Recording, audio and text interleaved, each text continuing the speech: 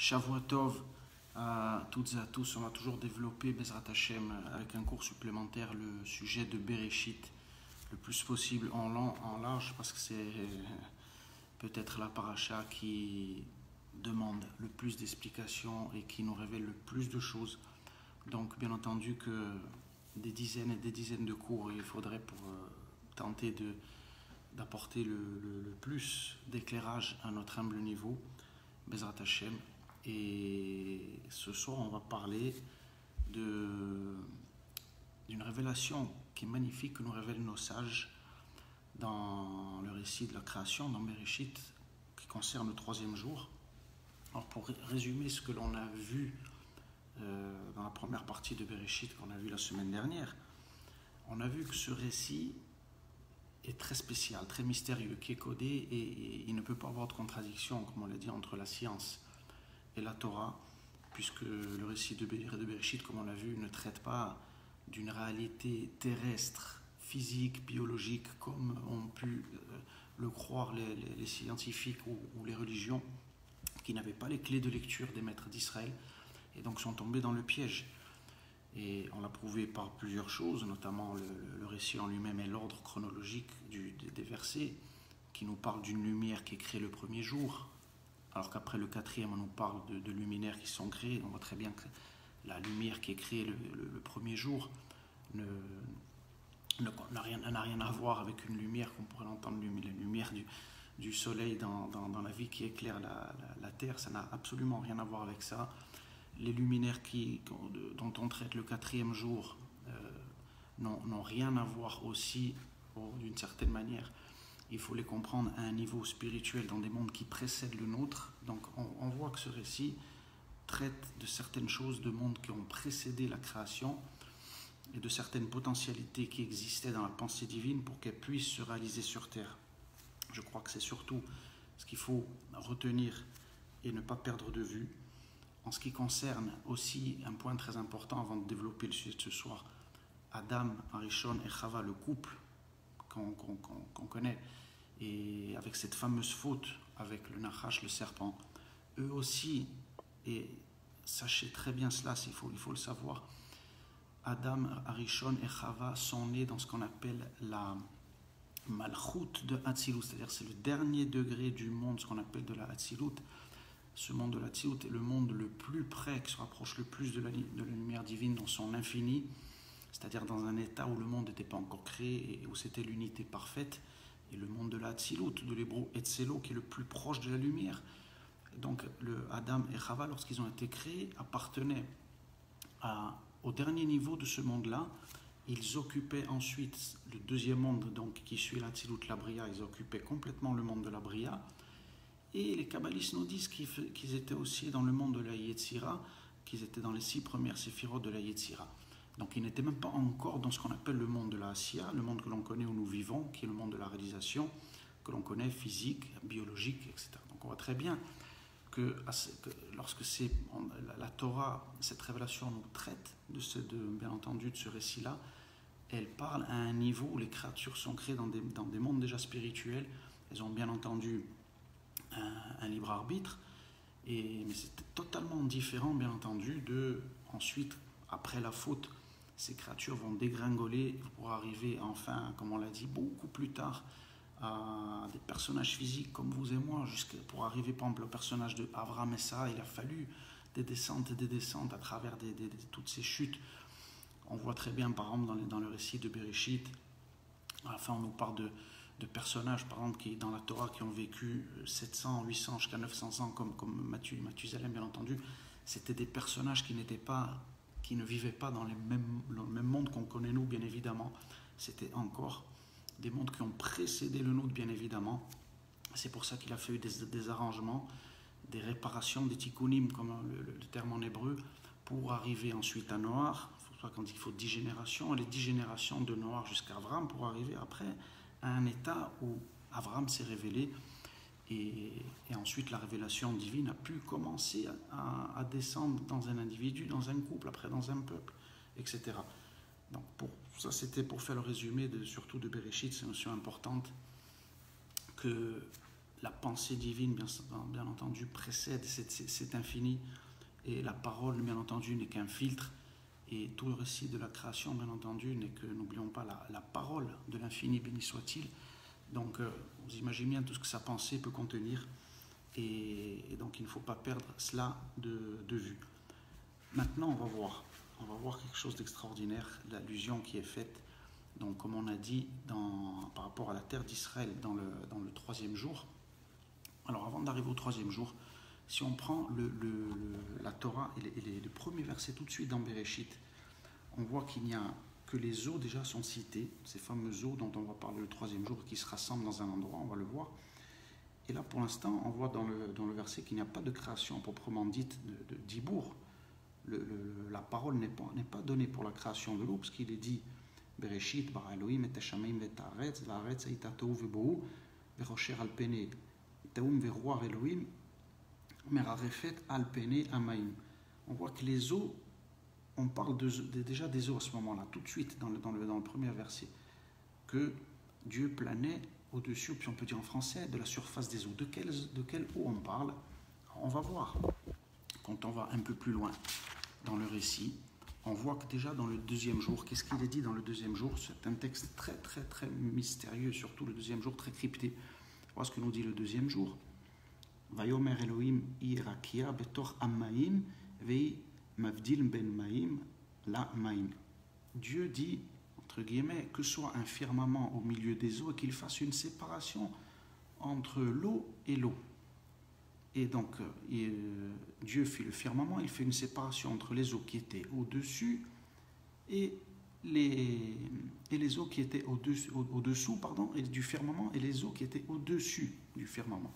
Il en fut ainsi, Dieu appela le firmament Rakia, donc en hébreu ce fut un soir, ce fut un matin, deuxième jour. On voit déjà dans ce deuxième jour quelque chose de très très très très particulier. Qu'est-ce que c'est cette séparation des eaux au deuxième jour? Alors on voit que le terme Rakia, il est très crypté, et il faut arriver bien entendu toujours à l'éclairage de la Kabbalah pour comprendre ces notions-là. Parce que si on reste au niveau de Rashi, on ne peut rien comprendre au niveau du Pshat. La Rakia, nous disent les sages dans la Kabbalah, est une création au niveau de l'essence de quelque chose, et ce qui correspond à la partie qui est en dessous, bien entendu, est sa réalisation. C'est-à-dire c'est un potentiel et sa réalisation. C'est ça ce que veulent nous révéler les maîtres de la Kabbalah, et cette séparation. Et donc on remarque une fois de plus un point essentiel, que ce Rakia, il est appelé aussi Shamaim, voilà, comme on l'a vu dans tout de suite au début de la Torah, où il est dit Bereshit bara Elohim et Hashamayim et Haaretz. Donc on voit que l'essence, si vous voulez, est déjà créée tout au départ. Donc dans la pensée divine, il y a déjà l'essence de ce que ça va être. Donc ce nom Shamaim. Et ensuite, on va employer un nom, donc au deuxième jour, pour le nommer.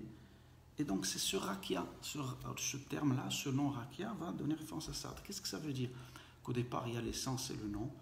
Et bien, de la même manière qu'il peut y avoir dans la vie la fonction de quelqu'un qui travaille dans la vie, un avocat, un médecin, n'importe quoi.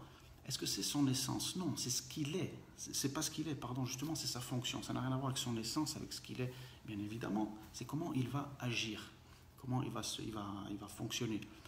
De la même manière qu'on le voit dans la Torah, tous les noms divins, c'est exactement ça. Les maîtres de la Torah ne parlent jamais de l'essence de l'infini, de l'éternel, puisqu'aucun cerveau humain ne pourrait rentrer dans l'essence de ce qu'il est dans son essence. Mais par contre, la Torah va commencer à parler au niveau du filtre, ce qu'on appelle de la parole, et comment il se dévoile. On ne traite pas de la pensée divine qui est inaccessible, bien évidemment, mais du dévoilement. Les noms divins, justement, font allusion au dévoilement de l'infini dans ce monde à travers des degrés. Lorsque le nom Elohim, par exemple, est employé, ça veut dire qu'il agit sous l'attribut de la rigueur dans le monde. Lorsque c'est le tétragramme, le nom à 4 lettres, c'est par exemple la miséricorde, etc. Différents noms divins qui vont venir nous expliquer des dévoilements. Et donc la Torah ici vient nous expliquer directement la différence entre l'essence de quelque chose et donc sa réalisation. C'est très important, ça. Combien de civilisations et d'idéologies de religion ont fait cette erreur d'enfermer par exemple Dieu dans un attribut, en disant Dieu est resté quelque chose. Par exemple, pour certains, lorsque l'Église pendant 2000 ans a dit Dieu est amour, vous imaginez les catastrophes que ça a pu faire dans l'esprit des croyants. Parce que si on a enfermé l'infini dans un seul attribut qui est l'amour, automatiquement, ces personnes-là, comme on le sait, lorsqu'elles ont vu des catastrophes dans le monde ou qu'elles ont vécu des difficultés dans leur vie, quand elles ont vu des guerres, quand elles ont dit, ah, mais si c'est ça, Dieu est amour, moi je laisse tomber. Et je me révolte contre ce Dieu qui est soi-disant amour. Voilà le danger d'enfermer, ou les musulmans qui vont dire il est Wakbar, donc il est à toute puissance, il est tout, etc. Et étant donné qu'il est tellement puissant, qu'il domine tout, qu'il écrase tout, ben l'homme il est plus rien, sa vie n'a même plus d'importance, il est complètement écrasé. Et donc si sa vie ne vaut plus rien, il peut très bien facilement se mettre une ceinture de dynamite, se faire sauter lui parce que sa vie ne vaut plus rien, emmener les autres avec lui. Oui, comme la dangerosité de traiter de l'infini, de traiter de ces notions-là en mettant des qualificatifs comme ça et d'employer le verbe être peut être extrêmement dangereux. Et c'est pour ça que la Torah tout de suite dans le récit de la création nous met aussi en allusion ces notions-là, nous fait comprendre, attention, on ne parle jamais de l'essence de Dieu dans la Torah. Dieu nous en préserve d'avoir cette prétention, cet orgueil, mais on ne parle que de ce dévoilement et comment il se dévoile à travers de ce que bien entendu le peuple d'Israël a pu recevoir en prophétie et qui a pu se révéler bien entendu aux hommes. Ça, c'était justement un point très très essentiel à développer et qu'on puisse constamment ne pas tomber dans cette erreur et nous le rappeler. Maintenant, pour arriver à ce fameux troisième jour, regardez là comme c'est extraordinaire, la Torah va nous dévoiler un lieu, le lieu où finalement la révélation divine pourra se dévoiler. Qu'est-ce que nous dit le verset ? Verset 3. On va voir troisième jour.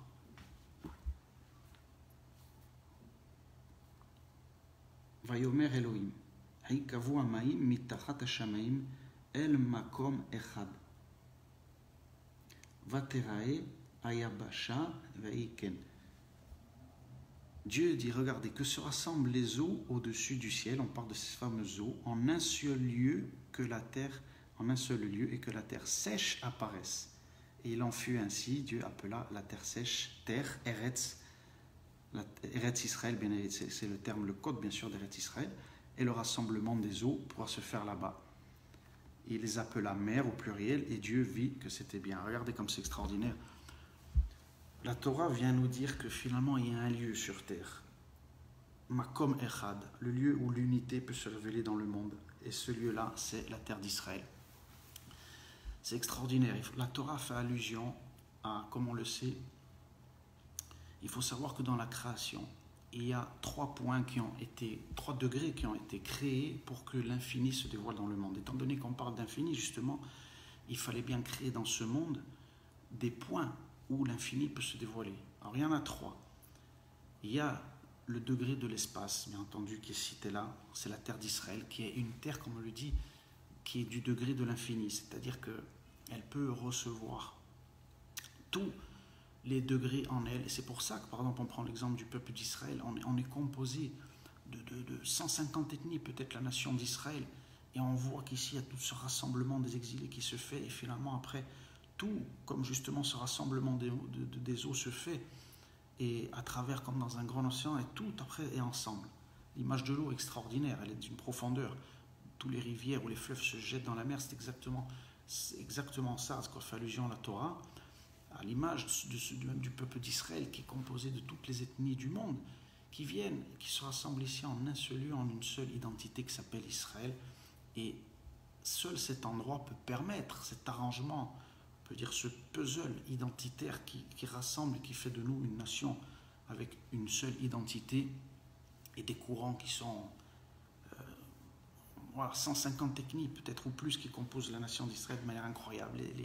Les Séphardim, ceux qui étaient en Espagne, les Ashkénazim, ceux qui étaient en Europe de l'Est, ceux qui viennent des États-Unis, ceux qui viennent comme moi de Corse, ceux qui viennent incroyable. Et on est tous de la même identité Israël avec des facettes différentes de manière extraordinaire. Et plus loin que ça, la terre d'Israël est celle qui, finalement, le Zohar va plus loin que cela. Le Zohar nous dit que le point où quand le monde a été créé, où l'énergie créatrice de ce monde où c'est parti, le point de départ, c'est en Eretz Israël, c'est à l'endroit même où le temple a été construit à Yerushalayim, ce qu'on appelle la pierre de fondation. C'est le point de contraction où toute l'énergie a explosé ici et s'est élargi sur toute l'humanité. C'est-à-dire que le point où il y a eu de la création, quand ça a commencé dans la matière, ça a commencé en Israël, et c'est l'atome, on va dire, et tout ça s'est élargi sur l'humanité tout entière. Et c'est pour ça que cette terre, finalement, a cette potentialité ensuite de recevoir. Pour ça que même les nations du monde sont attirées comme ça vers la terre d'Israël. Il y a cet engouement, il y a cette volonté, etc. Il y a eu ces tentatives de conquête de Jérusalem, des nations du monde, de tout. Pourquoi tous les regards sont tout le monde tournés vers Israël? Parce que c'est le point d'ancrage de la création et c'est le point où toutes les nations, elles aussi, vont vouloir se rassembler. Donc cette terre n'est pas limitée. C'est pour ça qu'elle inclut Israël et les nations du monde. Elle n'a pas de limite. Donc Dieu a fait dans sa création, ce que nous dit dans le 3e jour, un endroit qui peut contenir l'infini. Donc cette terre n'est pas limitée.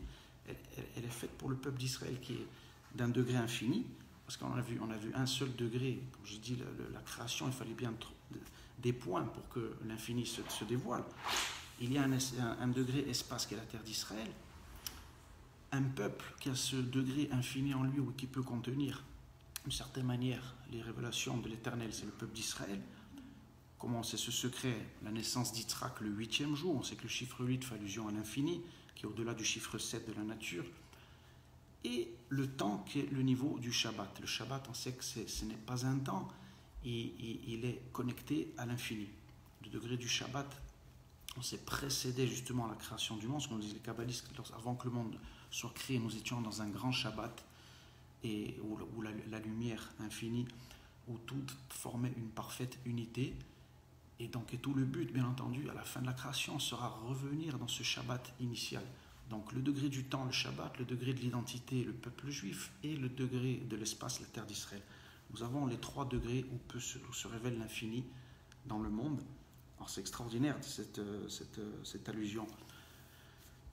Franchement, c'est merveilleux de voir à quel point la profondeur qu'il peut y avoir dans le récit de Bereshit, à travers, comme je vous disais la semaine dernière, il faudra avoir je ne sais même pas combien d'heures, de centaines d'heures, je ne sais même pas si ça suffirait, des vies, des réincarnations, que Dieu nous en préserve, mais je veux dire pour toucher, parce que ce qu'on fait là, on ne touche même pas, c'est une goutte d'eau, ce qu'on pourrait dévoiler dans tout ce récit.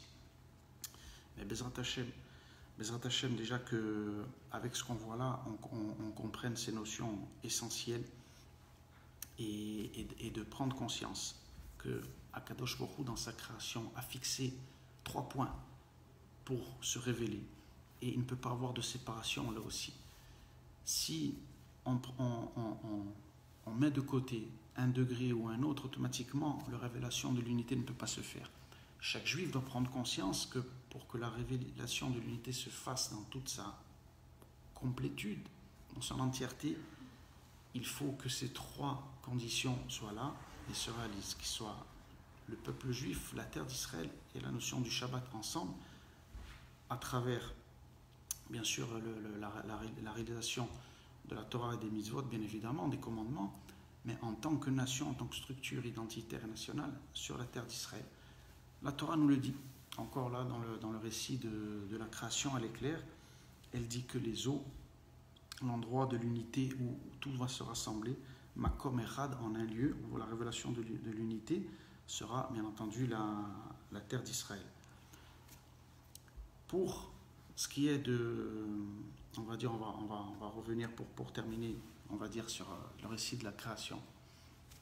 On voit que de manière extraordinaire, on a dit dans le cours précédent que finalement, ce qui est beau dans ce récit, c'est que Dieu donne la possibilité à l'homme, au peuple d'Israël, de revenir par sa propre volonté.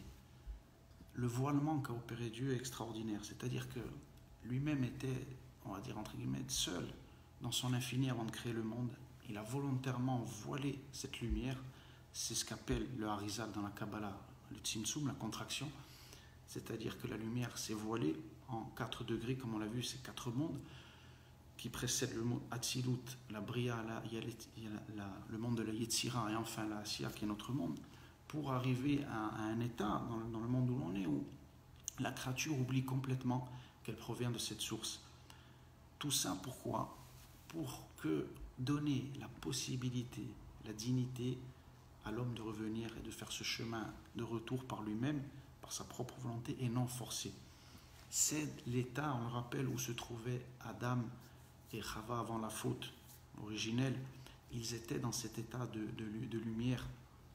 Et donc, on le rappelle encore, cette faute finalement était la condition, on peut dire voulue même par l'Éternel. Il fallait qu'il y ait cette faute. Cette faute était inhérente à la création pour permettre un retour, pour permettre l'histoire, pour permettre un cycle, voilà, ce cycle des 6000 ans qui correspondent aux 6 jours de la création, et le 7e jour, on dit que Dieu finalement se parachève la création, il se repose entre guillemets, veut dire que il s'est voilé, il a mis il a tout créé pour que finalement l'histoire se fasse, il nous a donné le choix, mais à la fin, le parachèvement, il ne le fait pas lui, bien entendu, c'est-à-dire qu'il laisse le parachèvement de la création à Israël, à l'humanité tout entière. Nous devons réussir ce que Kadosh Baruch Hu attend de nous, c'est-à-dire de revenir à notre Créateur, à notre source. Cela passe par le Shabbat, et bien évidemment. L'humanité, avec l'aide de Dieu, rentrera dans un Shabbat éternel avec Israël, c'est-à-dire que l'humanité va prendre conscience par rapport à la révélation divine de sa source, de son Créateur véritable, et on va tous rentrer ensemble avec la construction du temple et le Messie à notre tête dans un grand Shabbat. Ça veut dire que finalement la volonté divine sera sur terre, Dieu sera véritablement lui sur terre, comme il a dit dans le prophète Zacharie, verset 14, en ce jour Dieu sera un et son nom sera un. La révélation de l'unité pourra se voir concrètement sur terre. C'est ce que l'Éternel nous a fait comme cadeau. Il a fait ce cadeau extraordinaire de permettre à toute sa création de revenir à lui par notre propre choix, par notre propre volonté. Et en cette fin nous avons la chance de vivre la période messianique. Nous sommes vraiment à la fin. Nous sommes dans le calendrier, comme vous pouvez le voir. Tous les commentateurs, tous sont vraiment unanimes là-dessus. Ça dépend vraiment de nos actions et de nos choix là.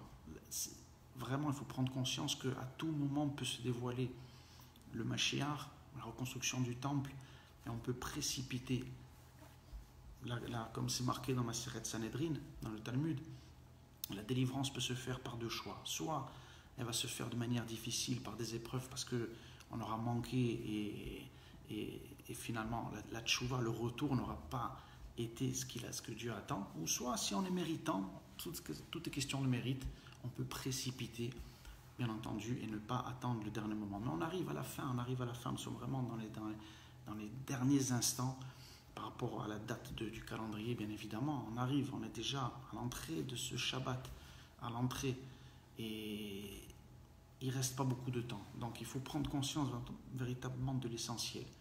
L'essentiel qui est de venir ici, en terre d'Israël, faire la volonté de notre Créateur et permettre cette unité. Parce que si le peuple d'Israël arrive à faire l'unité ici sur la terre d'Israël, quand toutes les composants du peuple juif arrivent à s'unir et à parler d'une seule voix, à faire la volonté de notre Créateur, comme cela est marqué dans la Torah, dans la révélation qui est faite à Abraham, nous allons inspirer l'humanité tout entière et toutes les familles de la terre seront bénies à travers la réussite du peuple d'Israël sur sa terre.